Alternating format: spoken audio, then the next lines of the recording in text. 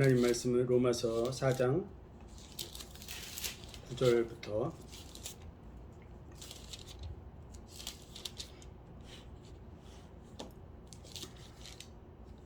16절입니다.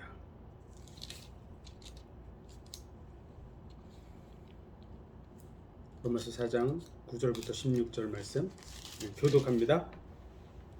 그런즉 이 행복이 할례자에게뇨 혹 무할례자에게도뇨 대저 우리가 말하기를 아브라함에게는 그 믿음을 의로 여기셨다 하노라. 그런즉 이를 어떻게 여기셨느냐 할례시냐 무할례시냐 할례시가 아니라 무할례시니라. 저가 할례의 표를 받은 것은 무할례시의 믿음으로 된 의를 인친 것이니 이는 무할례자로서 믿는 모든 자의 조상이 되어 저희로 의로 여기심을 얻게 하려 하심이라. 또한 할례자의 조상이 되었나니 곧 할례 받을 자에게뿐 아니라 우리 조상 아브라함의 무할례시에 가졌던 믿음의 자취를 쫓는 자들에게도니라. 아브라함이나 그 후손에게 세상의 후사가 되리라고 하신 언약은 율법으로 말미암은 것이 아니요 오직 믿음의 의로 말미암은 것이니라. 만일 율법에 속한 자들이 후사이면 믿음은 헛것이 되고 약속은 폐하여 졌느니라. 율법은 진노를 이루게 하나니 율법이 없는 곳에는 범함도 없느니라. 그러므로 후사가 되는 이것이 은혜에 속하기 위하여 믿음으로 되나니 이는 그 약속을 그 모든 후손에게 굳게 하려 하심이라. 율법에 속한 자에게뿐 아니라 아브라함의 믿음에 속한 자에게도니 아브라함은 하나님 앞에서 우리 모든 사람의 조상이라. 아멘. 기도합니다. 하나님 은혜와 사랑과 복 주신 감사합니다. 오늘도 복된 날 주의 말씀을 통해서 하나님의 선하시며 온전하시며 기뻐하시는 뜻이 무엇인가 분별하고 그 뜻 가운데 서나가는 삶이 되게 하여 주옵소서. 모든 시종을 주관하시고 홀로 영광 받으시길 원하며 예수 그리스도 이름으로 감사하며 기도하옵나이다. 아멘. 아멘.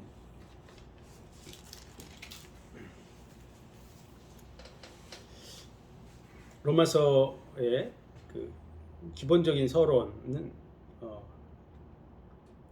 예수 그리스도는 어떤 분이냐? 그러면 하나님께서 성경에 미리 약속하신 성경의 선지자들을 통해서 기록된 대로 오신 분이고 또 다윗의 혈통적으로는 다윗의 후손이고 성결의 영으로는 죽은 자 가운데 부활하셔서 하나님의 아들로 인정되신 분이다. 그래서 이 복음은 모든 믿는 자에게 구원을 주시는 하나님의 능력이다. 이렇게 말씀하고 있죠. 그래서 이 복음을 나누기를 원하는 로마 교회 모든 성도들과 나누기를 원하는 그러한 부분이 이제 서론에 기록돼 있어요. 그리고 이제 1장 18절부터 3장 18절까지가 이 로마서를 펼치는 서론이죠. 그래서 하나님을 알만한 것을 모든 만물 가운데 주셨다고. 그래서 저희가 핑계치 못할지니라 이렇게 말하고 있죠. 만물을 보면 하나님을 분명하게 알 수 있어요. 그렇죠? 왜냐하면 정확한 질서가 있으니까. 우연이라는 말은 어쩌다가 생기는 거잖아요. 그렇죠? 근데 온 세상은 정확한 질서가 있어요. 그래서 아무도 핑계할 수 없어요. 이렇게 정확한 질서가 있을 수 있나 이걸 봤을 때 그걸 저절로 됐다라고 말할 수 없어요. 그렇죠? 우리 주변에 저절로 되는 게 있나요? 없잖아요. 그렇죠? 저절로 되는 게 없어요. 지가 스스로 가다가 돌멩이가 굴러가다가 어느 날 그게 막 동전이 된다든지 바퀴가 된다든지 그런 거 없잖아요. 그렇죠? 있을 수가 없어요.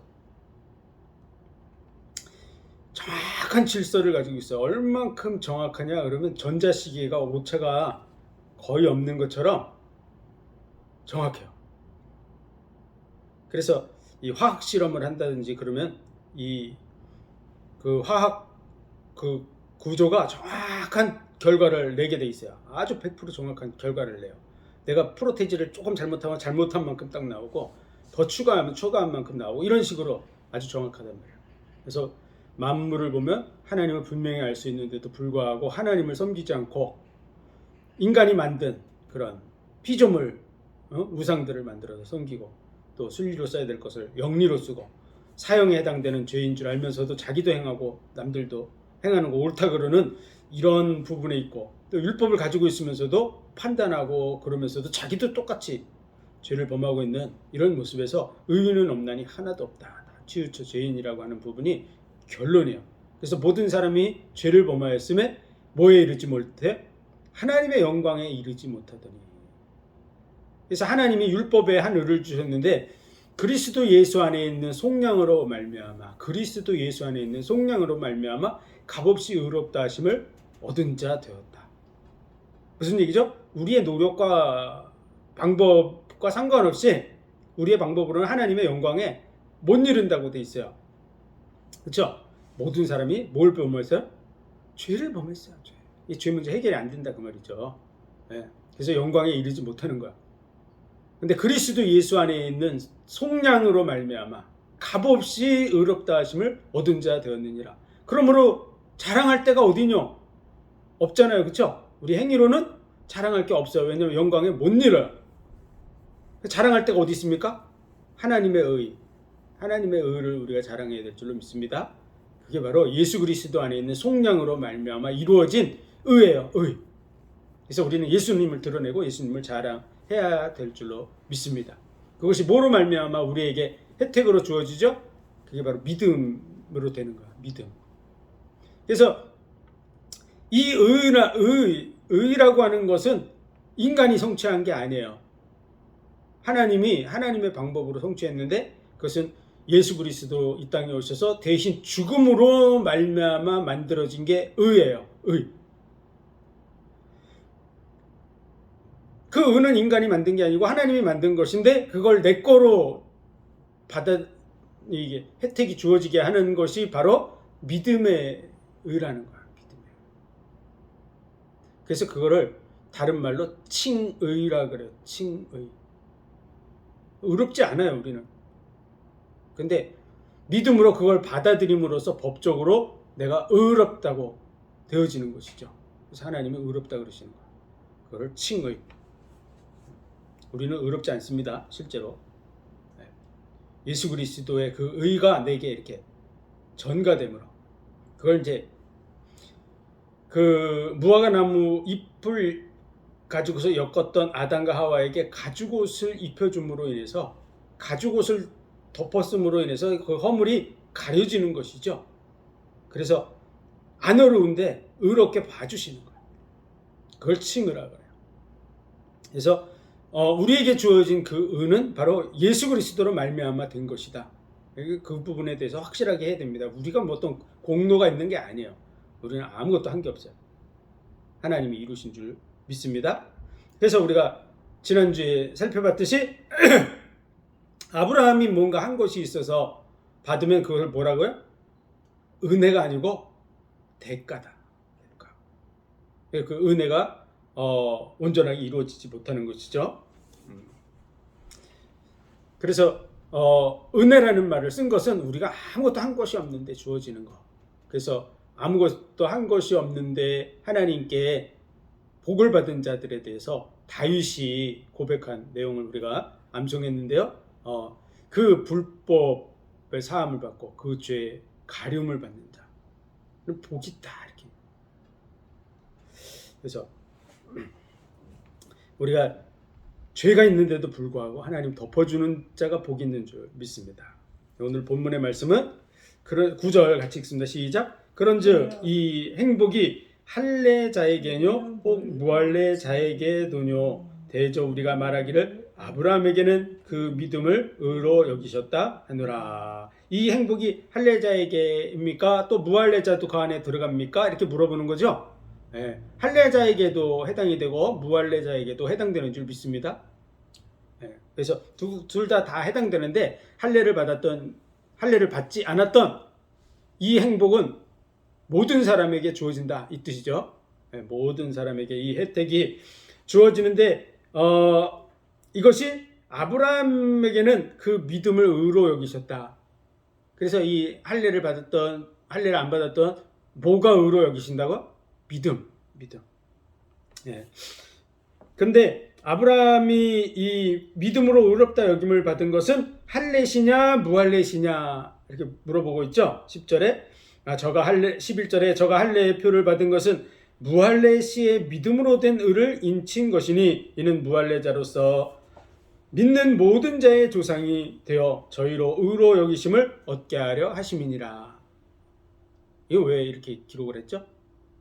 할례자들, 할례를 받은 자들, 그러면 이제 그 유대인들 얘기인 거예요. 우리 할례를 받았기 때문에 우리는 선택받은 백성이야. 우리만 구원을 받을 수 있어. 이런 쪽으로 얘기를 하는 거죠. 그리고 너희도 구원을 받으려면 할례를 받아야 돼. 뭐 이런 식으로 주장하는 사람들이 이제 유대인들입니다. 그런데 아브라함이 믿음으로 의롭다함을 받은 것은 아브라함이 할례 받기 전에 이루어진 일이다. 이런 얘기를 하는 것이죠.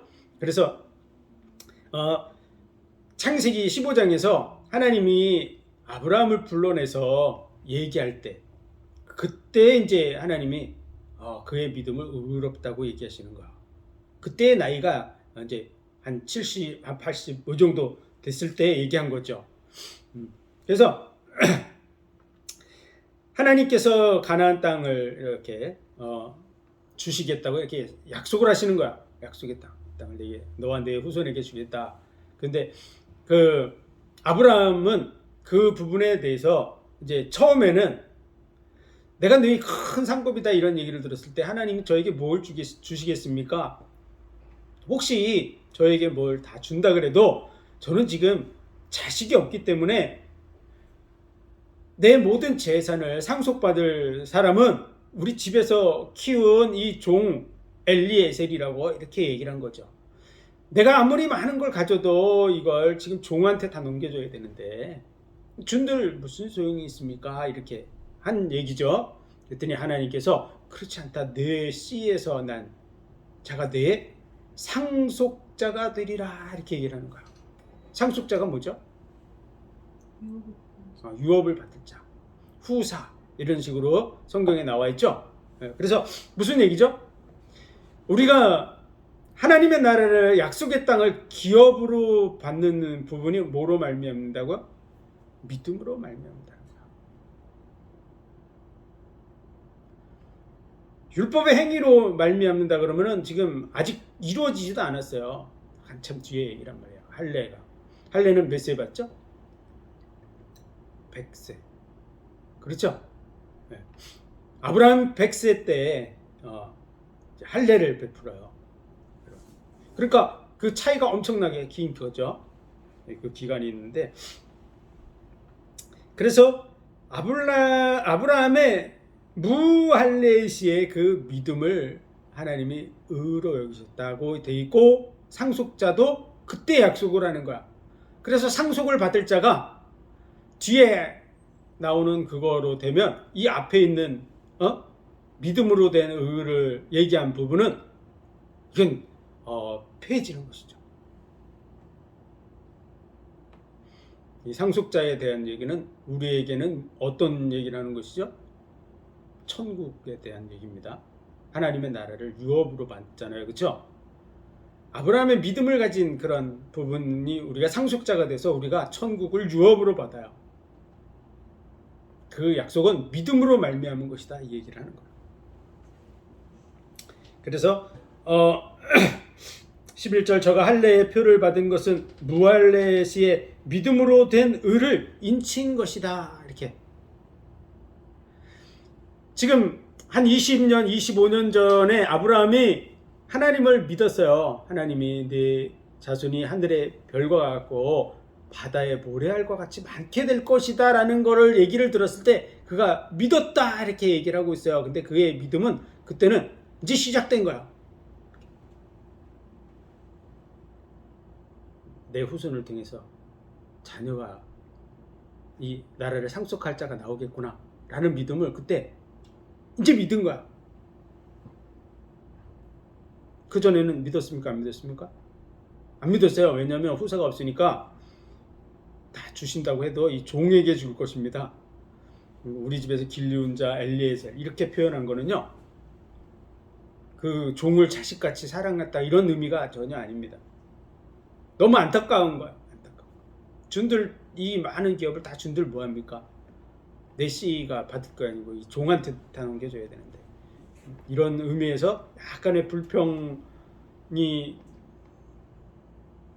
불평스러운 그런 얘기가 바로 그 표현이 있죠. 근데 내 씨로 말미암으리라는 말을 듣고 그걸 믿었어요. 뭐 바로 전에 길리온 자 엘리에셀입니다 이 얘기할 때는 자기 씨를 말미암아서 이게 후사가 될 거라는 걸 안 믿었잖아요. 이제 막 믿음이 잉태됐단 말이야. 하나님이 약속했으니까 되겠구나 이렇게. 근데 하나님이 그 잉태된 그 믿음을 의로 여기셨다 이렇게 얘기하는 거예요. 그것이 열매로 맺기까지는 세월이 많이 갑니다. 그러니까 이삭이 태어날 때 그 이스마엘은 몇 살이었죠? 14살. 그쵸? 네, 14살. 그러니까 14년 전. 그럼 100살에서 14년 전이면 몇 살이야? 86세. 그러면 75세. 그럼 한 10년 정도 차이가 나죠? 한 10년 정도가 흘렀을 때 이제 그 10년 가까이를 기다렸겠죠. 자식이 이제나 저제나 하나님이 약속했으니까 태어나겠지 뭐 이렇게 생각했는데 안 태어나는 거예요. 사라가 부인이잖아요. 그때까지 하갈은 부인입니까? 아닙니까? 아니잖아요. 이렇게 여종이에요. 여종. 사라의 그냥 몸종이에요. 그러니까 아브라함의 마음속에는 이 약속의 말씀 누구로 말미암아 이루어질 거라고 생각했겠어요? 물론 이스마엘로 되지만 그 전에 이제 믿음을 처음에 가졌을 때는 그의 마음속에는 사라밖에 없어요. 그렇죠?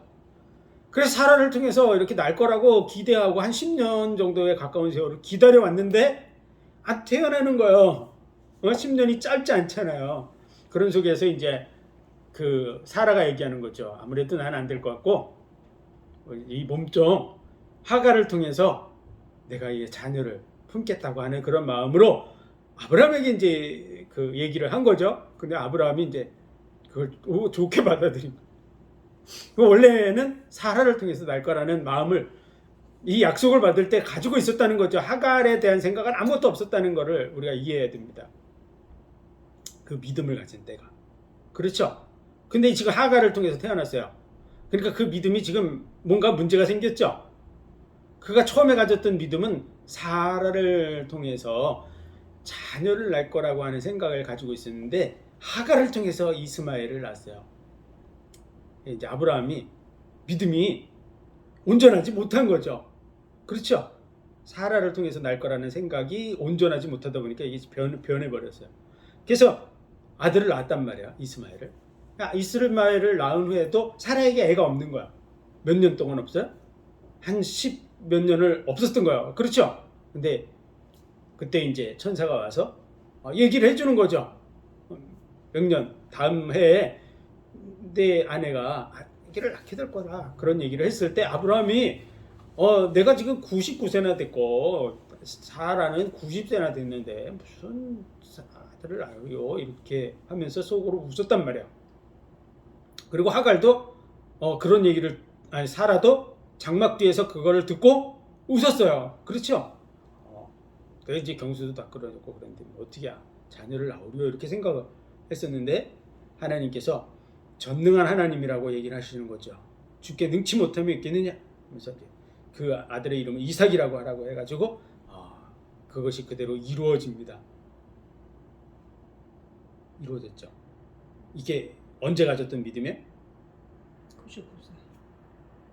99세 때 믿음인데 그 전에 75세 아브라함이 가졌던 사라를 통해서 하늘의 별과 같고 바다의 모래알 같은 그런 자녀가 태어날 거라는 믿음을 그때 가진 거예요. 그 사라에 대해 사라를 통해서 날 그런 믿음을 가졌는데 100세나 되어서 하나님이 이걸 이루어 주시는 거야.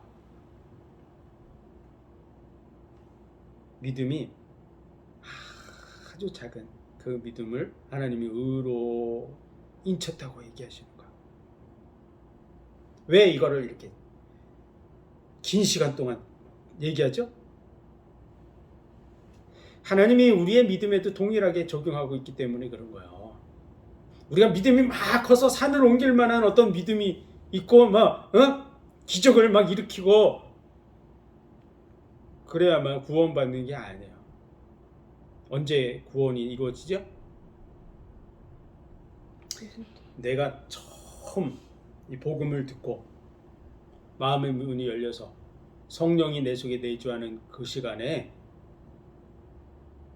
내 구원 받은 자의 자리에 들어가는 줄 믿습니다. 그때 나의 믿음의 수준은 어느 정도죠? 정말 너무 작은 믿음인 거죠. 이제 믿음이 싹 잉태됐다 그 말이야. 아브라함의 가슴 속에 믿음이 딱 잉태됐을 때 하나님이 그 잉태된 믿음을 의로 여기셨다고 하신 것처럼 우리 속에 하나님을 믿는 그 믿음이 잉태된 순간 하나님이 우리를 의롭다 하시는 줄 믿으시기 바랍니다. 그리고 그 믿음을 하나님이 상속자로 인정하는 거예요. 상속자.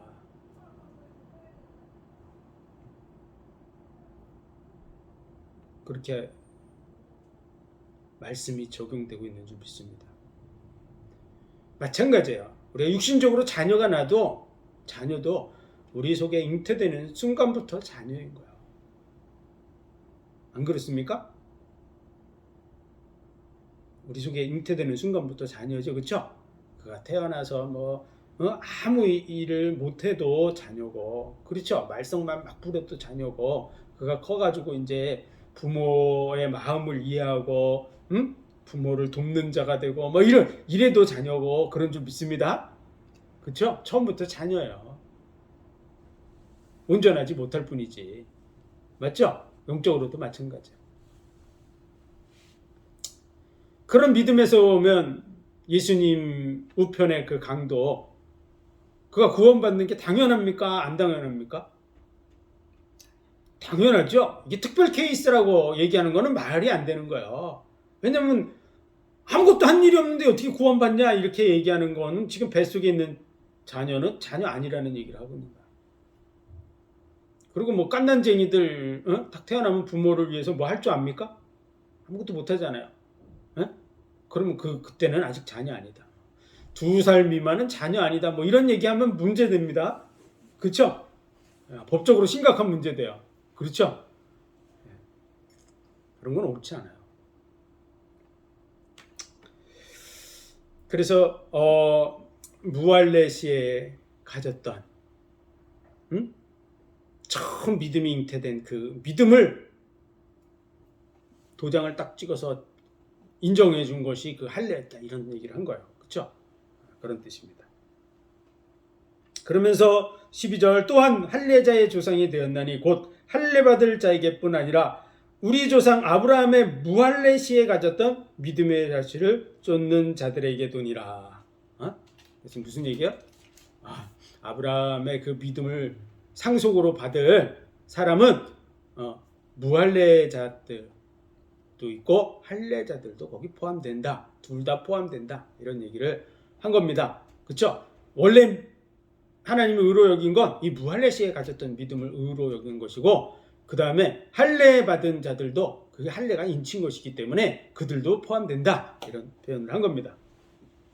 할례나 무할례 시나 다 똑같다. 이런 말입니다. 한마디로 13절, 14절 같이 있습니다. 시작. 아브라함이나 그 후손에게 세상의 후사가 되리라고 하신 언약은 율법으로 말미암은 것이요 오직 믿음의 의로 말미암은 것이니라. 만일 율법에 속한 자들이 후사이면 믿음은 헛것이 되고 약속은 폐하여졌느니라. 이 약속이 뭐죠?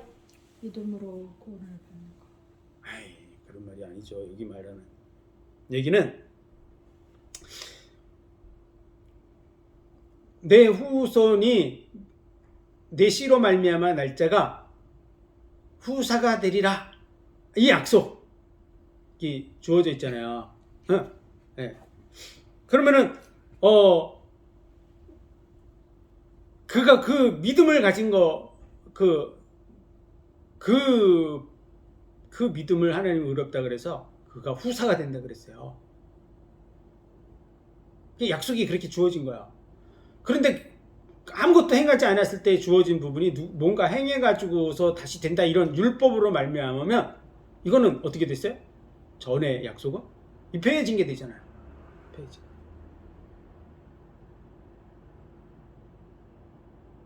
무슨 얘기죠? 이 약속은 후사가 되는 영원한 나라를 기업으로 받는 것은 하나님이 아브라함에게 하신 그 약속, 믿음으로 말미암으리라는 그 약속 때문에 이루어지는 것이지 우리의 율법적 행위로 따라서 된 것이 아니라는 거야. 율법의 행위는 어디서부터 주어지냐면 모세 때부터 주어져서 이어지는 거야. 그래서 아브라함이나 그 후손에게 세상의 후사가 되리라고 하신 언약은 율법으로 말미암은 것이 아니요. 율법으로 된 게 아니다. 그 율법에 의해서 된 이 모세 때의 그런 얘기가 아니고 그 전에 지금 아브라함의 믿음으로 말미암은 것이다. 그 믿음의 의로 말미암은 것이다. 한참 전 얘기다. 이런 얘기를 한 겁니다. 만일 율법에 속한 자들이 후사면 율법을 잘 지켜야 구원받는다. 이런 부분은 이제 모세의 법을 보면 그렇게 되죠. 그렇죠? 그런데 그들이 후사라면 이 아브라함의 믿음은 이게 뭐가 돼요? 폐해진 게 돼버리는 것이다. 이런 얘기입니다. 율법은 진노를 이루게 하나니 율법이 없는 곳에는 범함도 없느니라. 율법은 뭐를 한다고요? 진노를 이루게 한다. 이렇게 표현하고 있어요. 또 율법이 없는 곳에는 뭐도 없다고? 범함도 없다. 이렇게 얘기하고 있습니다. 이 말씀하고 약간 연결되는 부분이 3장 19절 말씀. 그렇죠? 율법이 가입한 것은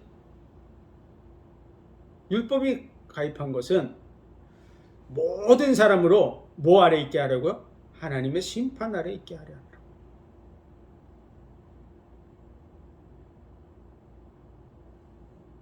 무슨 뜻인지 우리가 잘 이해해야 될 줄로 믿습니다. 왜 그렇게 하셨을까요? 믿는 자에게 주려고 하시는 거예요.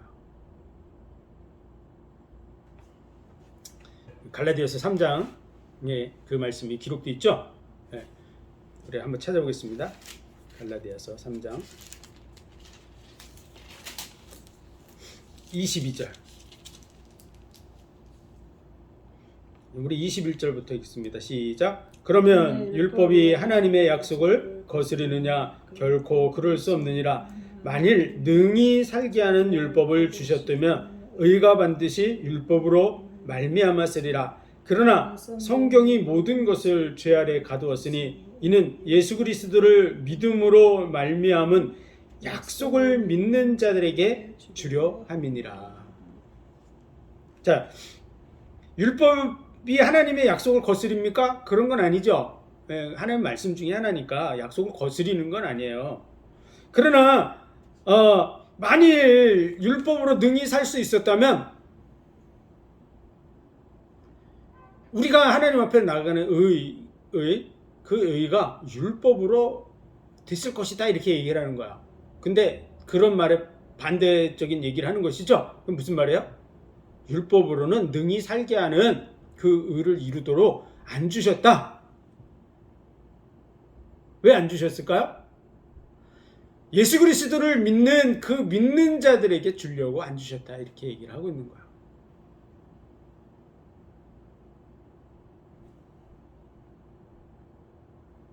왜 그게 중요할까요? 아니 뭔가 행하는 것이 나쁜 건 아니잖아요. 그렇죠? 뭔가 열심히 하겠다는데 이렇게 뭔가 의롭게 살아보겠다고 노력하는 부분이 나쁜 겁니까? 전혀 그렇지 않죠. 근데 그거로 말미암지 않고 뭐로 한다고요? 믿는 자에게 주겠다고 약속을 하는 거예요. 왜 그게 중요하죠? 왜 꼭 그렇게 하셔야만 할까요? 뭐 행하는 자 주면 되잖아요. 열심히 하려고 하는 사람들.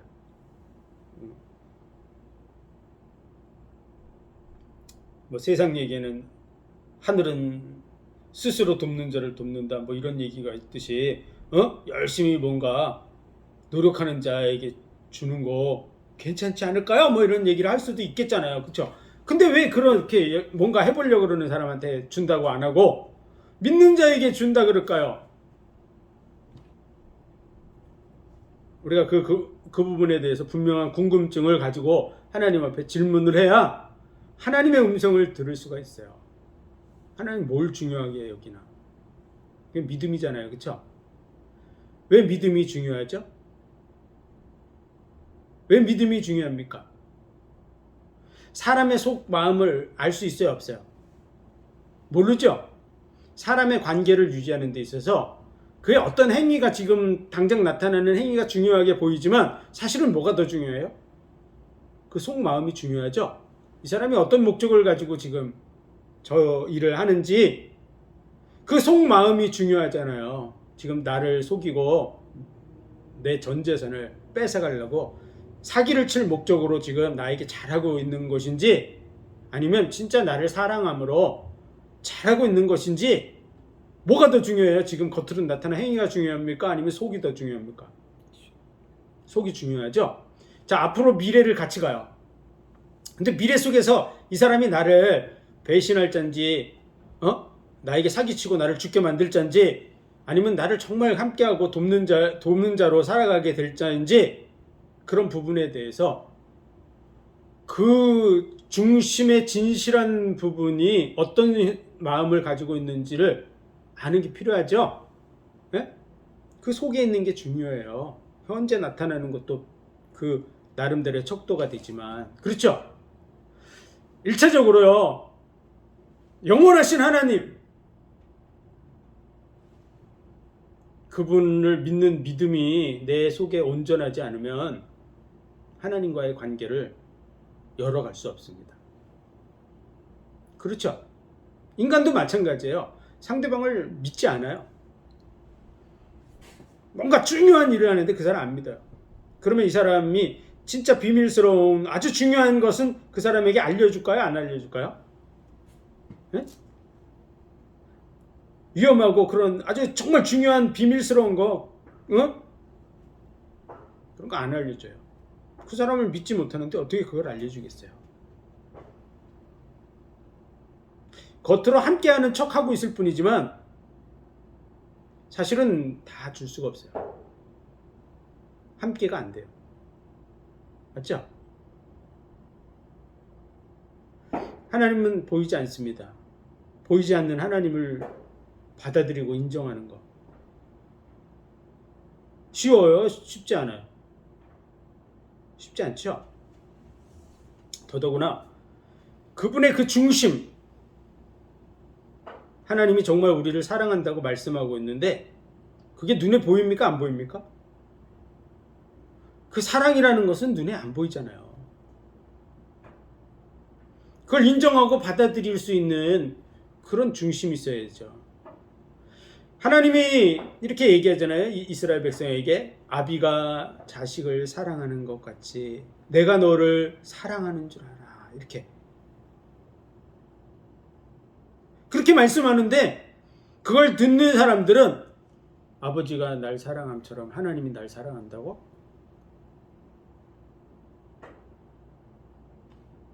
그 속에서부터 그게 확실히 믿어질까요? 그걸 받아들이는 게 쉬울까요?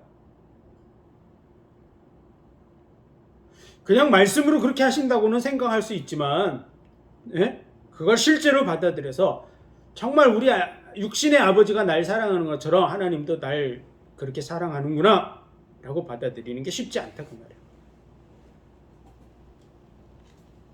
그러니까 부모가 자식을 사랑함으로 자기 몸까지 희생해가면서 자녀가 잘 되기를 원하는 그런 마음을 육신적으로는 가지고 있는데 하나님이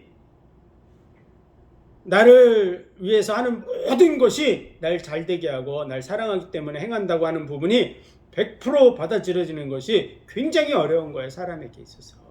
그러니까 내가 조금 잘못하면 하나님이 나를 지옥에 보낸다고 생각하는 이유는 육신의 부모와 하나님으로 비교했을 때 육신의 부모가 하나님보다 날 더 사랑한다고 생각하고 있는 것이죠. 그렇기 때문에 육신의 부모는 날 죽일 거라고 생각 안 하지만 하나님은 나를 지옥에 보낼 거라고 생각하는 거예요. 그 마음속에. 그 마음속에 믿음은 어느 정도 믿음을 가지고 있죠? 육신의 부모보다 하나님을 못하게 생각하는 믿음을 가지고 있는 거예요. 그분의 말씀하시는 그 사랑에 대한 부분이 온전하지 않은 거예요. 그런 이 믿음의 관계가 하나님과의 관계를 온전히 만드는 데 있어서 중요한 거야. 더더구나 앞으로 영혼을 같이 가야 되잖아요. 그렇죠? 영혼을 함께 해야 되는 그 속에서 내가 진실로 그렇다고 믿는 그 믿음이 없으면 함께가 안 되는 거죠. 끝까지 함께가 안 되는 거예요.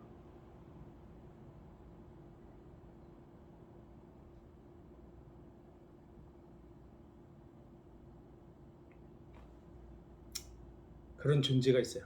누구죠? 마귀.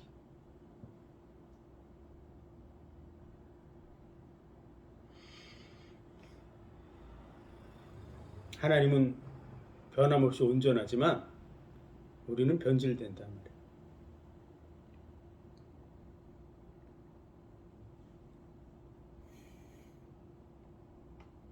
진정한 사랑 관계를 하나님이 원하시지 그렇지 않은 상태의 그런 사랑 관계를 원하는 게 아니에요.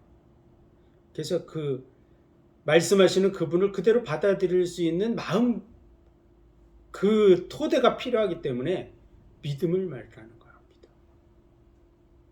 당장에 나타나는 행위, 그걸 자꾸 인간은 드러내려고 그러는데 그게 아니고 하나님이 필요한 거는 그 보이지 않는 하나님, 그 보이지 않는 그분의 중심을 그대로 받아들일 마음의 터가 필요한 거야. 그게 믿음이야.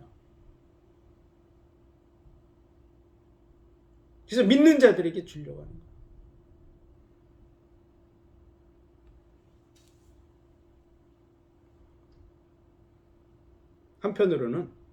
한편으로는 우리를 사랑하세요. 맞죠? 우리를 사랑하세요. 얼마큼 사랑하세요? 자식처럼 사랑하세요. 자기 몸처럼 사랑하세요. 근데 우리는 범죄함으로 인해서 멸망 속으로 들어가고 있죠. 그러면 그 사랑하는 자가 멸망으로 가는 데 있어서 뭐 특별한 조건이 필요하겠어요? 우리가 뭔가 이렇게 아주 어렵게 뭔가 뭐 12곡이니 뭐 이런 거 만들어 가지고 시험을 통과해야만 들여보내 줍니까? 그런 거 안 하잖아요. 그렇죠? 내 자식이 마귀한테 끌려가고 있어요. 그리고 영원한 멸망 속으로 들어가요. 그를 건져내는 데 있어서 그 자식에게 뭐 조건을 붙일 거 있어요? 네가 최소한 뭐 이 정도는 해라. 그럼 내가 구해주겠다. 네가 아무것도 행하지 않고 뭐 행위가 아무것도 없는데 널 내가 구하면 되겠냐? 뭐 이런 거 하겠어요? 그 자식을 마귀 손에서 건져내는데 걔한테 뭔 조건을 걸겠어요? 아무 힘도 없는데.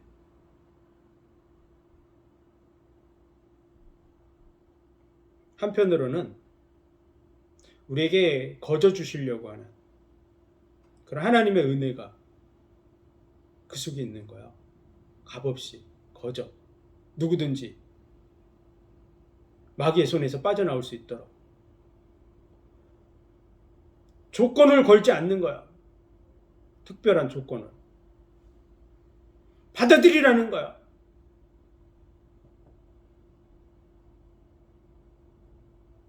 그럼 건져주겠다고.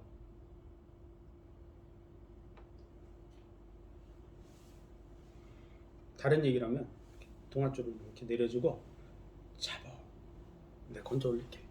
잡는 거야. 그걸 자기의 의라고 주장하는 것이 말이 됩니까? 잡아야 올리잖아요. 이렇게. 그렇죠? 안 잡아. 거부해. 거기다 거부만 하는 게 아니라 대적해. 그럼 어떻게 그 하나가 됩니까? 그렇죠? 그거 잡는 것을 인간의 의라 뭐 이렇게 주장하는 거 그거는 정말 억지입니다. 억지. 그런 얘기가 아니에요. 정말 값없이 주어지는 하나님의 은혜인 줄 믿으시기 바랍니다. 은혜의 조건이에요. 은혜의 언약이에요. 은혜의 언약. 그래서 은혜로 말미암은 것이다. 이렇게 표현하는 이유가 그게 은혜의 언약이니까 그래요. 은혜. 그냥 거저 선물로 이렇게. 아무것도 한 것이 없는데 받을 수 있도록 이렇게 조건을 주신 거야. 그걸 공로라고 주장하는 건 아주 못된 발상입니다. 공로가 아니에요. 또 뭐라 그랬죠?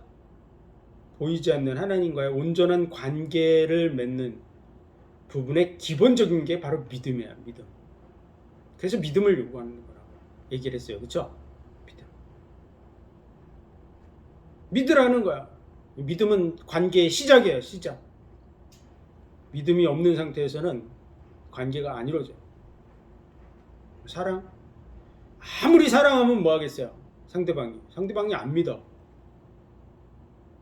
난 당신을 사랑합니다. 그랬더니 웃기는 소리 하고 있네. 이렇게 하는데 그게 어떻게 그 관계가 이루어지겠어요? 응? 아무리 바른 얘기를 해도 이게 금입니다. 제가 금방 은행에서 100% 금 확인하고 이거 가져온 거예요. 이렇게 얘기해도 내가 너를 어떻게 믿어? 그러니까 이 금인데도 무슨 금이야? 내가 당신을 못 믿는데 당신이 거짓말하는 거겠지. 이렇게 믿으면 그게 받아들여지겠어요? 안 받아들여져. 아무것도 안 이루어지는 거야. 믿음이 없으면. 하나님은 우리를 죽기까지 사랑한다는 증거를 보여줬는데 이게 안 믿어지고 있는 사람이 지구상에 많아요? 적어요? 꽉 차 있어요. 거의. 예수님의 십자가의 죽음이 널 위한 거야 라고 성경을 통해서 계속 말씀하고 있는데 이거 안 믿는 사람이 지구에 거의 다 차 있습니다. 그렇죠?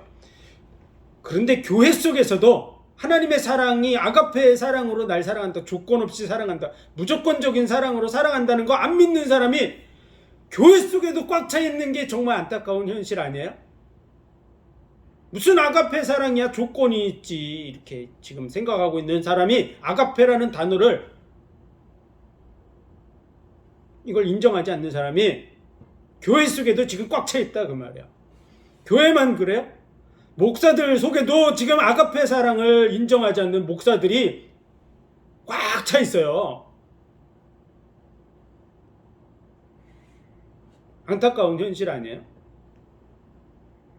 아가페라는 단어를 성경에서 지워야 됩니까? 예? 그럼 아가페라는 단어를 바꿔야 됩니까? 조건의 사랑으로. 아가페라는 단어가 조건을 얘기하는 거야. 행위가 있어야 돼. 라는 그 사람이 어떤 조건이 있어야 돼. 구원받을 만한 조건이 있어야 돼. 이렇게 뭔가 있어야지 구원을 시키지. 라는 부분으로 그 아가페를 바꿔야 됩니까?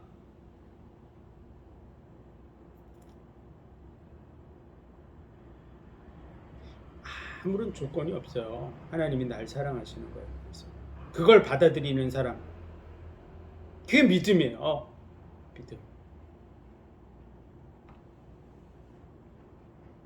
율법은 뭐를 이룬다고요? 15절. 같이 읽습니다. 율법은 진노를 이루게 하나니 율법이 없는 곳에는 범함도 없느니라. 율법을 뭐라 그랬죠? 계명이라 그러고 행위 언약. 행위 언약.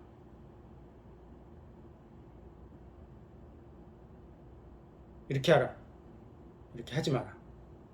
행위 언약. 그런데 율법은 뭐를 이룬다고요? 구원을 이루는 게 아니고 진노를 이루는 것이라고 여기 적혀 있어요. 그래서 율법이 없는 곳에는 뭐가 없어요? 범함도 없느니라. 그렇죠? 진노가 이루어져요. 율법으로 말미암아서 구원은 이루어지지 않습니다. 16절 같이 있습니다. 그러므로 후사가 되는 이것이 은혜에 속하기 위하여 믿음으로 되나니 이는 그 약속을 그 모든 후손에게 굳게 하려 하심이라. 율법에 속한 자에게뿐 아니라 아브라함의 믿음에 속한 자에게더니 아브라함은 하나님 앞에서 우리 모든 사람의 조상이라. 여기 보면 율법에 속한 자도 이 언약을 받을 수 있고요.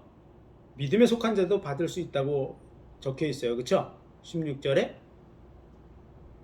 그렇게 적혀 있어요? 안 적혀 있어요? 그렇게 적혀 있죠? 이는 그 약속을 그 모든 후손에게 굳게 하려 하심이라. 율법에 속한 자에게뿐 아니라 아브라함의 믿음에 속한 자에게도. 이게 무슨 얘기냐면 할례 받은 자들도 거기에 속하고, 할례 받은 자들도 믿음은 구원받고, 할례 안 받은 자도 믿으면 구원받는다, 이 얘기를 하고 있는 거예요. 그게 부당합니까? 부당하지 않죠. 왜냐하면 다 똑같은 죄인이기 때문에 그래요. 할례를 받았던 안 받았던, 율법을 가지고 있던 없던, 다 하나님 앞에서는 몽땅 다 죄인이다. 맞죠? 근데 그들이 구원을 받는 것은 뭐로 받아요? 믿음으로 받는데, 믿음으로 받는 게 뭐에 속해 있어요? 은혜에 속해 있어요. 여기 보면 그렇게 돼 있어요. 그러므로 후사가 되는 이것이 은혜에 속하기 위하여, 은혜에 속하기 위해서는 우리가 한 일이 있어요? 있어요? 없어요? 없다는 얘기를 했잖아요. 그렇죠? 우리가 한 일이 있으면 뭐라고요? 그것 때문에 받는 거면 그건 은혜가 아니고 싹시라고 앞에 지금 4장에서 얘기하고 있어요. 내가 뭔가 했어. 그리고 뭔가 해야 구원받아. 이렇게 얘기하면 그건 뭐라고요? 그건 싹시라고요. 대가. 말을 그렇게 하는 순간 네가 대가를 지불해야 구원받아. 이렇게 얘기하고 있는 거예요. 목회자들이 지금 인간이 뭔가 행위가 있어야 구원받아 이렇게 얘기하는 순간에 그 사람은 지금 자꾸 네가 은혜로 받는 게 아니야. 싹시 있어야 돼. 대가가 있어야 돼. 뭔가 행위가 있어야 돼. 이런 얘기를 하는 것이요. 근데 성경은 뭐라 그래요? 은혜로 받는 거라고. 은혜로 받는 거라고. 은혜에 속하기 위하여 믿음으로 된다고 얘기하는 거야. 근데 믿음은 행위가 있어야 돼. 그래가지고 행위가 있어야 구원받아. 자꾸 이런 식으로 얘기하는 것은 이 지금 은혜라는 단어를 자꾸 지금 던져버리는 거야. 행위가 있어야 구원을 받는다라는 말을 하는 순간에 뭐가 없어져요? 은혜라는 말이 없어져요. 그렇죠? 그건 은혜가 아니고 뭐라고요? 자꾸 싹시라고 얘기하는 거야. 싹시라고.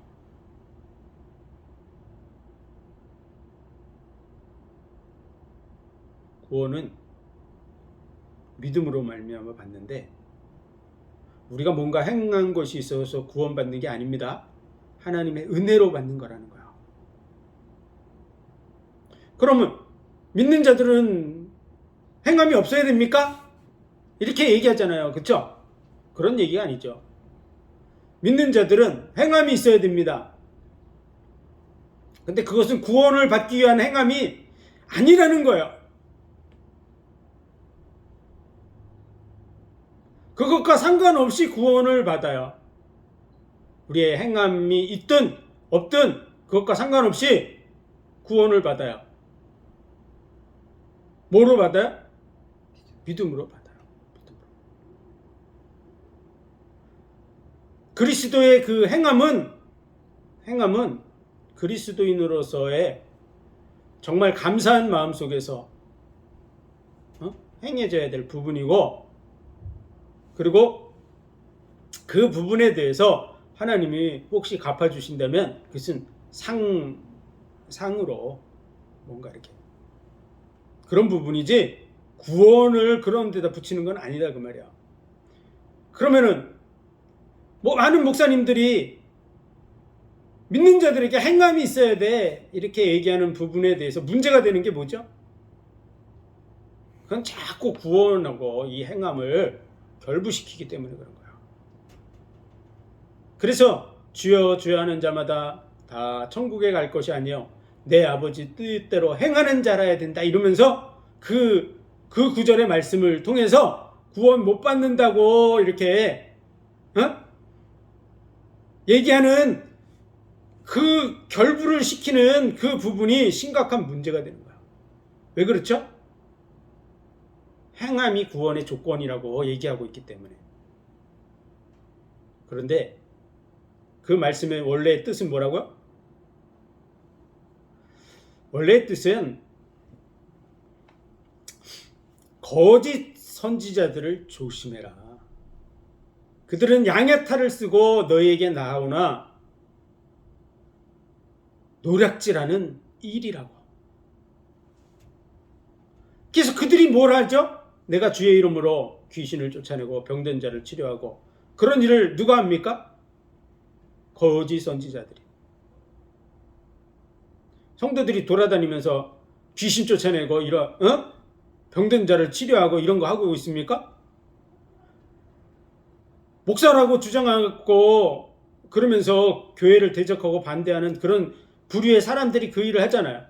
예수님 당시에도 예수님을 찾아와서 주여 이렇게 얘기하고 그러는 바리새인 뭐 이런 선생님이요 이런 식으로 얘기하고 있는, 그러면서도 예수님을 대적하는 많은 사람들이 그 앞에 있었어요. 그러나 그들은 뭐 하고 있었어요? 예수님 대적하는 자리에 있었어요.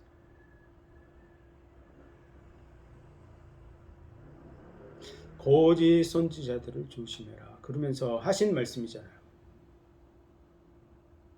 그 예수님의 그 산상보훈의 내용의 결론은 뭘까요? 내 아버지의 뜻대로 행하는 자라고 하는 그 내용은 뭘까요? 그건 예수 그리스도를 믿는 겁니다. 그 일을 위해서 예수님이 오셨어요. 맞죠? 그래서 나를 인해서 너희를 욕하고 핍박하면 너희에게 복이 있다 이렇게 얘기하신, 그게 굉장히 중요한 말씀이에요. 바리새인과 서기관의 의보다 더 낫지 않으면 결단코 천국에 들어갈 수 없다. 바리새인과 서기관의 의보다 더 나은 의는 예수님이 십자가에 대신 죽음으로 말미암아 율법의 모든 말씀을, 율법의 요구를 이루시는 그 의예요. 예수님이 이루신 그 의를 내 거로 받아들이. 그래서 내가 그 의를 덧입지 않으면 나는 구원 못 받아요.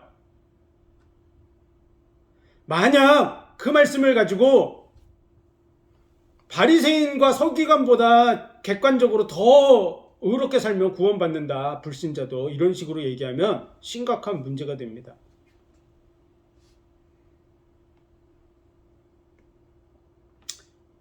좁은 문으로 들어가기를 힘쓰라. 그 좁은 문이 예수 그리스도인 줄 믿습니다. 두드려라, 찾으라, 구하라. 두드리는 이에게 열릴 것이요 찾는 이가 찾을 것이요 두드리는 이에게 열릴 것이니라. 구하는 자에게 좋은 것을 주시지 않겠냐. 그런데 그 좋은 것이 성령을 선물로 주신다 그랬죠. 성령을 우리가 선물로 받는 때가 있는데요, 그건 예수 믿을 때입니다.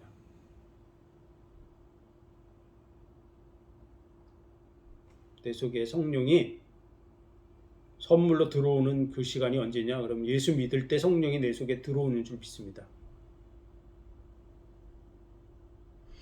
그 얘기는요, 지금 진리의 말씀이고 진리이신 그분이 와 있어요. 그래서 그 예수 그리스도를 찾으라는 거예요. 예수 그리스도를 믿을 때 성령이 임하는 줄 믿습니다. 그래서 산상보훈의 전체적인 내용은 내 아버지의 뜻은 요한복음에 말씀하신 것처럼 그의 보내신 자를 믿는 것이라고, 예수 그리스도를 믿는 거예요.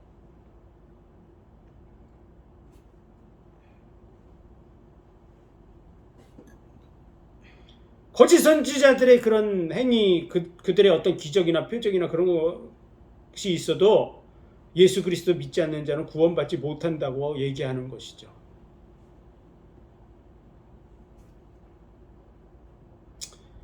자, 세상 속에서는 그러면은 내가 주의 이름으로 귀신을 쫓아내고 병든 자를 치료하고 이런 일들을 행했나이다 그러면서도 거짓 선지자의 짓을 하고 있는 사람이 실제 있을까요? 없을까요?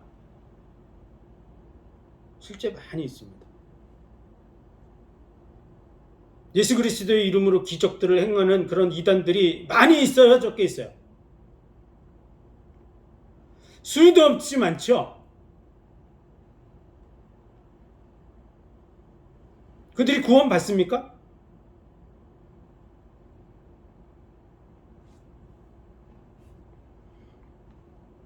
우리는 예수님의 그런 말씀이나 이 말씀을 정확하게 이해하고 우리의 어떤 행위로 구원을 받는 게 아니에요. 예수 그리스도의 그 의 때문에 구원받습니다.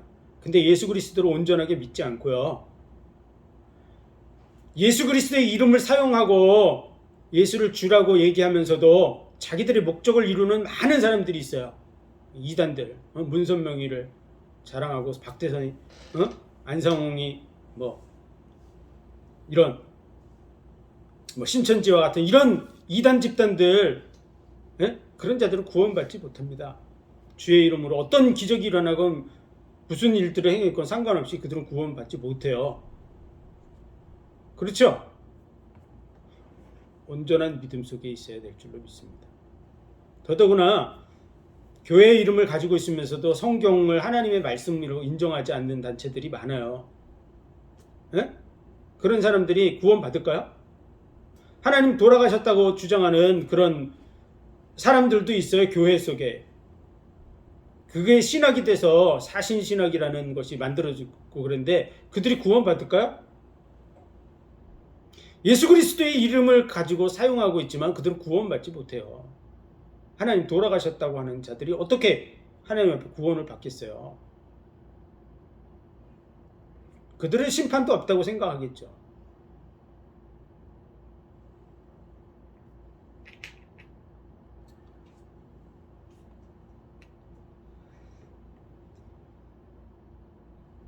다시 정리하면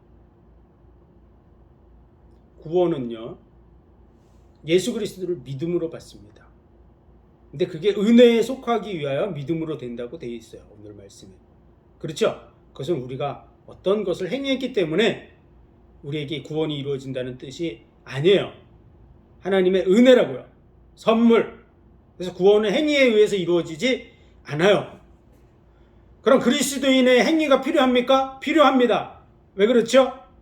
그건 그리스도인답게 살기 위해서 필요한 거예요. 구원과는 별개의 문제예요. 별개의 문제. 그렇죠? 그래서 그들의 잘못한 것에는 하나님이 징계하신다고 되어져 있어요. 그리고 그들의 잘한 거에 대해서는 하나님이 상을 주시는 거예요. 그건 상벌의 문제란 말이에요. 상벌의 문제. 구원의 문제는 하나님의 은혜인 줄 믿습니다. 은혜. 그런데 이 예수 그리스도를 믿는 믿음이 지극히 성경적이어야 돼요. 예수 그리스도에 대한 믿음이 변질되어 있어요. 박태선, 문선명, 안상홍이 또 저 신천진 이만희 이런 또 카톨릭 같이 교황이라든지 마리아라든지 이런 식으로 변질되어 있는 부분, 여호와 증인 같은 이런 사람도 구원 못 받아요. 예수의 이름을 사용하고 예수의 이름으로 별 짓을 다 해도 구원 못 받아요. 성경적으로 하나님이 말씀하시는 그 믿음 위에 딱 서야 될 줄로 믿습니다.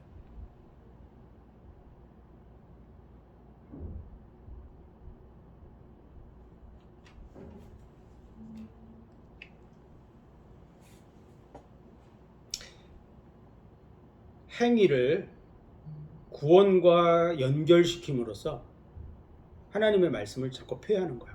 은혜라는 단어를 망가뜨리는 거죠. 그리고 하나님이 전적으로 이루신 것을 자기의 그 행위와 공로에다가 초점을 돌리는 거죠. 그래서 다른 사람에게 행위를 얘기하고 너희가 똑바로 살아야 된다고 얘기하는 그런 말을 하는 순간 자기는 똑바로 살고 있다는 걸 은연중에 얘기하고 있는 것이죠. 근데 실제로는 자기 똑바로 살고 있냐 그러면 사실 그렇지 않습니다. 하나님도 알고 계시고 마귀도 다 보고 있고요. 다 알고 있어요. 거짓말을 하고 있는 것이죠. 의롭게 살려고 노력하는 것은 나쁜 일이 아니지만 그런 말을 공공연하게 하는 순간 거짓말하고 있는 것이죠. 그래서 그런 건 옳지 않습니다. 오히려 바르게 살려고 하는 것은 나쁜 게 아니에요. 이렇게 살아라 하는 부분은 필요한 거예요. 그렇지만 정죄하거나 지옥에 간다고 얘기하는 거 그렇게 해서는 안 됩니다. 성도들, 우리 자녀들도 책망하잖아요. 그렇죠? 책망하는 게 나쁩니까? 나쁘지 않잖아요. 근데 혹시 자녀를 죽이거나 그럼 옳습니까? 옳지 않아요.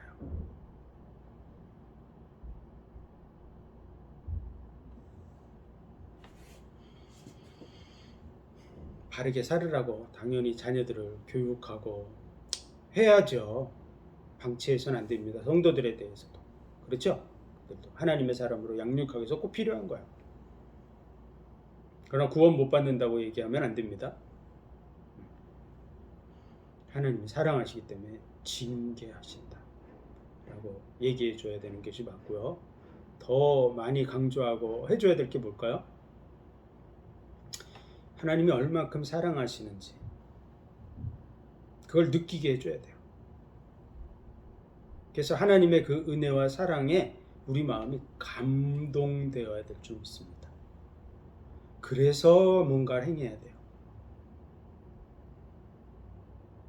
그게 하나님이 기쁘게 받으시는 거예요. 때려가지고 자 이게 다 해놔 이거 안 하면 그래서 갔다 왔더니 하나도 안 해놨어요. 때려가지고 다 해놓게 만들고 그걸 온전한 행위라고 이렇게 얘기하는 거 옳지 않습니다. 걔가 왜 그걸 했겠어요? 사랑하기 때문에 한 게 아니죠. 두들겨 맞았기 때문에 한 거란 말이에요. 그걸 기쁘게 봤습니까? 아이고 야 나를 좋아해서 저렇게 나를 사랑하기 때문에 이렇게 싹 치워놨구나 이렇게 받아들이는 건 말이 안 되죠. 그렇죠? 네. 하나님 그런 거 기쁘게 안 받으셔요.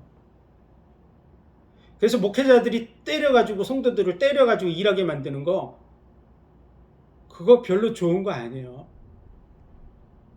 하나님이 그런 종들에 대해서 주인이 더디울까 하여 그 종들을 때리고 그런 거에 대해서 징계하신다고 돼 있어요. 저 심판하신다고. 말로 때리는 것도 때리는 거예요. 그렇게 하면 안 돼요. 하나님의 은혜와 사랑에 감동되어질 수 있도록 자꾸 그 예수 그리스도에 대해서 우리가 말씀을 통해서 교훈하고 그래서 어느 날 마음이 움직여야 될 줄로 믿습니다. 그래서 내가 정말 주를 위해 살아야지. 안 되어져도 주를 위해서 살아야지. 다시 또 시작하고 또 시작하고 넘어졌다 또 일어나서 또 시작하고 그렇게 가는 거야. 그렇게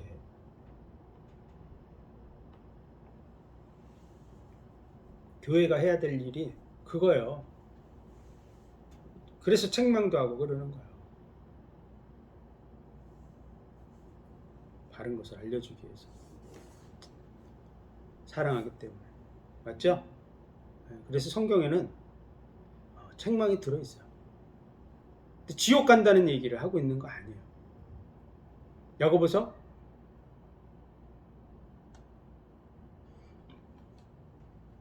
지옥 너희 행위가 없음으로 말미암아 다 지옥에 간다 이런 얘기를 하려고 기록된 거 아닙니다. 목적이 뭐예요? 그들을 책망해서 교회 생활을 바르게 해나가게 하려는데 목적이 있는 거예요. 맞습니까? 그래서 야고보서의 내용을 가지고 행위가 없으면 지옥 간다고 얘기하는 것은 예수 그리스도의 십자가의 대속의 은혜를 다 뭉개버리는 거예요. 그게 아무 소용이 없잖아요. 지옥 가면 이게 의미가 있어요, 없어요? 예수님의 십자가의 대속의 죽음이 아무 의미가 없잖아요. 이 사람 지옥 가는 예수 믿어도 지옥 가는 상황이면 이게 무슨 소용이 있어요? 예수 믿는 게.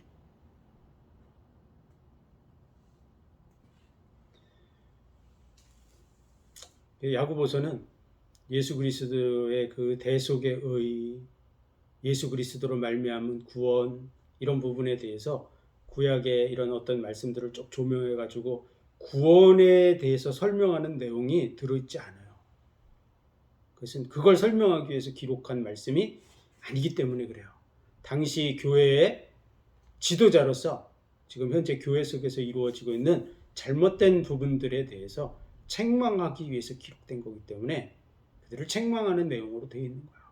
구원에 대해서 설명해 주려고 기록된 책이 아니에요. 천국 가고 지옥 가는 얘기를 해주려고 써놓은 게 아니라고요. 목적이. 근데 그렇게 해석해서 다른 나머지 성경들을 다 뭉개버리는 것은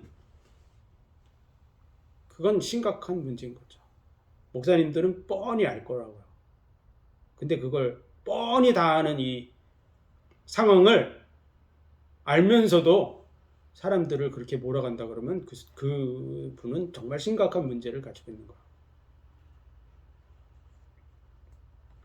그리고 확실하게 예수 그리스도 외에는 구원자가 없어요. 그리고 우리의 그 구원은 그냥 된 게 아니라 십자가의 대속의 죽음을 통해서 하나님의 의를 성취하고 그 의로 말미암은 거예요. 그 의. 우리의 의가 아니에요. 그래서 예수 그리스도의 그 의만을 드러내고 자랑해야 돼요. 구원은.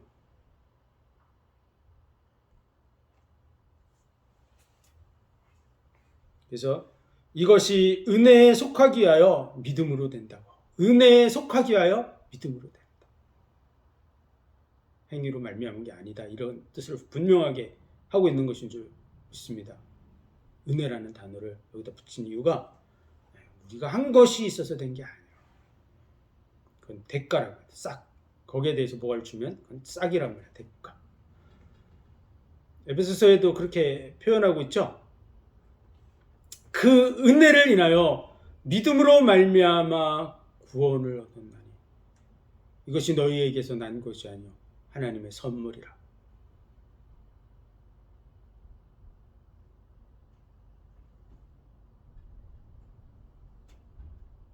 은혜인 줄 믿습니다.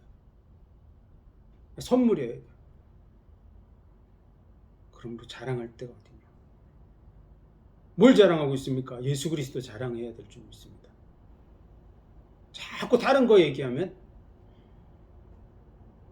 영혼들을 속이는 거예요.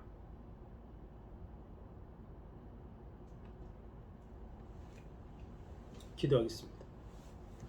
하나님 은혜와 사랑과 복 주신 감사합니다. 우리가 구원을 얻은 것이 우리의 공로로 된 것이 아닌 줄 믿습니다. 우리의 방법으로는 하나님의 영광에 이룰 수 없어서 그리스도 예수 안에 있는 속량으로 말미암아 우리를 의롭다 하신 줄 믿습니다. 믿음으로 의롭다함을 받게 해주신 것 감사합니다.